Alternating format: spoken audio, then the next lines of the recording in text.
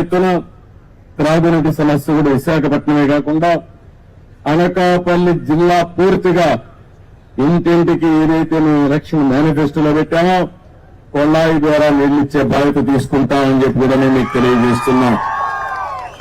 ఇవన్నీ కూడా చేయడం కోసం ఈరోజు నేను ఒకటే చెప్పాను, దీన్ని మనం పూర్తి చేయాల్సిన అవసరం ఉంది.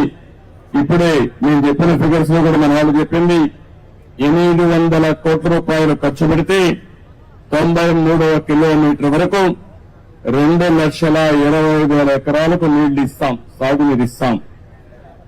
2,20,000 ఎకరాలకు ఈ జిల్లాలో నీళ్లు ఇవ్వగలిగితే నా జన్మ సార్థకమైనట్టు అవుతుంది. అది కూడా మొదటి విడతలు ఫేజ్ 1. అక్కడి నుంచి ఫేజ్ 2కు తీసుకెళ్తాం. ఈ ఉత్తరాంధ్ర సుజల స్రవంతి వంశధార వరకు వెళ్తుంది. వంశధార గోదావరి, కృష్ణ, పెన్నా నదుల అనుసంధానం చేసి ఈ రాష్ట్రంలో కరువు లేకుండా చేయాలనేది ఎన్డీఏ అభిష్టం అని చెప్పి కూడా నేను మీకు తెలియజేస్తున్నా. ఇక్కడ షుగర్ ఫ్యాక్టరీ విషయం కూడా చెప్పారు, వాళ్ళకు కూడా హామీ ఇస్తున్నాం. 3 షుగర్ ఫ్యాక్టరీలు ఉన్నాయి. ఆ 3 షుగర్ ఫ్యాక్టరీలు కూడా పడకేసే పరిస్థితికి వచ్చింది.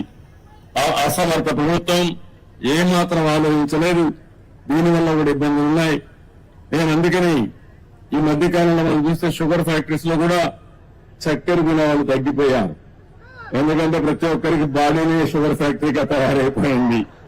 కాబట్టి చక్కెర వినియోగాలు తగ్గారు, కానీ ఎథనాల్ తయారు చేసుకోవడానికి ఉపయోగపడుతుంది. ఇది సస్టైనబిలిటీ ఉండాలి, రైతులకు న్యాయం జరగాలి, రైతుల భాగస్వామ్యంతోనే పనిచేయాలి. అందుకని ఇక్కడే పార్లమెంటు మెంబర్ రమేష్ ని, అదే మరి వనిత గారిని, ఇద్దరిని చెప్తున్నా, ఇక్కడే ఎమ్మెల్యేస్ కూర్చొని వర్కౌట్ చేయండి. రైతులకు న్యాయం చేయడం ఎన్డీఏ ప్రభుత్వం యొక్క మొదటి కర్తవ్యం, అది చేస్తాం. అదే సమయంలో ప్రతి ఒక్కసారి మీరు మా షుగర్ ఫ్యాక్టరీ పోయింది, రైతులు అన్యాయం అయ్యాం, ఉద్యోగస్తుల జీతాలు చెప్పే పరిస్థితి లేకుండా శాశ్వతంగా ఈ సమస్యకు పరిష్కారం చేయాలనుకుంటున్నాం. అది చేసి చూపిస్తానని చెప్పి కూడా మేము మీకు తెలియజేసుకుంటూ, ఇంకా ఈ రోజంతా ఇక్కడే తిరుగుతున్నా. ఇక్కడి నుంచి భోగాపురం ఇంటర్నేషనల్ ఎయిర్పోర్ట్ దగ్గరికి వెళ్తున్నా, మెట్రిక్ జోన్కి వస్తున్నా. ఈ జిల్లాలో మొట్టమొదటిసారిగా నా పర్యటన మీరు చూస్తే పోలవరం అయింది, ఆ తర్వాత అమరావతి అయింది, నాకు ఓట్లేసిన కుప్పం కాన్స్టిట్యున్సీ పోయాను. ఆ తర్వాత ఢిల్లీకి పోయి మన రాష్ట్రంలో మొత్తం దివాలా తీశాం. అసలు డబ్బులు లేని పరిస్థితి, ఆ డబ్బులు లేని పరిస్థితి నుంచి ఏ విధంగా అధిగమించాలో ప్రధానమంత్రి గారిని అందరినీ కలిశాను. వారికి కూడా చెప్పాను, నేను కష్టపడతా, మళ్ళా సంపద సృష్టిస్తా, ఆదాయాన్ని పెంచుతా, పేదవాళ్లకు పంచుతాను, ఎక్కడా నాకు అనుమానం లేదు. కానీ ఈ రోజు వెసులుబాటు ఇవ్వాల్సిన బాధ్యత ఎన్డీఏ పైన ఉంది. మనందరం కలిసి చెప్పాం, ప్రజలు మన యొక్క ఆలోచనని ప్రభావితమై బ్రహ్మాండమైన విజయం, దేశంలో ఎక్కడా ఇవ్వని విజయాన్ని ఎన్డీఏకి ఆంధ్రప్రదేశ్ గా ప్రభుత్వం ప్రజలిచ్చారు. ఇది ఒక చరిత్ర, ఒక హిస్టారికల్ ఎలక్షన్.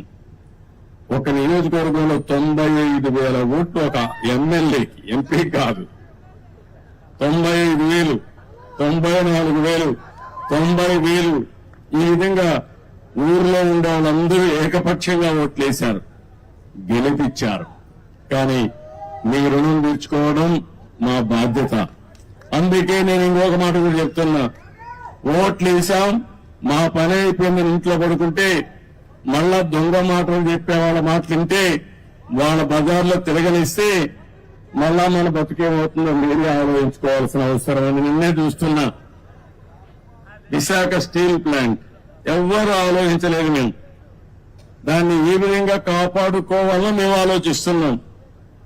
ఈ పనికిరాని పార్టీ ఒకటి ఉంది, అబద్దాల పార్టీ.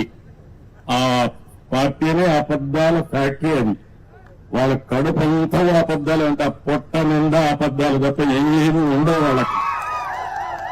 వాళ్ళు చెప్తున్నారు, ఎప్పుడో వాళ్ళ కళ వచ్చిందంట, నేను ఒప్పుకున్నానంట ప్రైవేటైజ్ చేయడానికి. ఎన్నోసార్లు చెప్పా, తెలుగు వారి ఆత్మగౌరవం కోసం పోరాడినటువంటి ఫ్యాక్టరీ ఇది.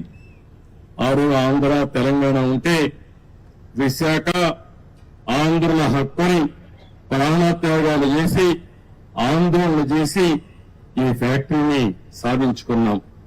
ఆ తర్వాత ఇది ప్రైవేటైజ్ చేస్తామన్నప్పుడు వాజ్పేయి గారి గవర్నమెంట్ లో నేను గట్టిగా ఫైట్ చేసి ప్రైవేటైజ్ చేయకుండా కేంద్రం ఆర్థిక సహాయం చేసి ఈ ఫ్యాక్టరీని కాపాడుకున్నాం. ఇప్పుడు కూడా ఏ విధంగా కాపాడుకోవాలో కాపాడుకునే బాధ్యత తీసుకొస్తాం.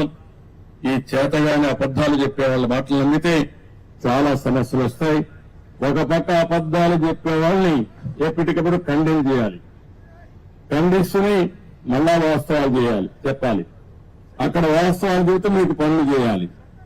ఓసారి మీరు కూడా అనుకుంటారు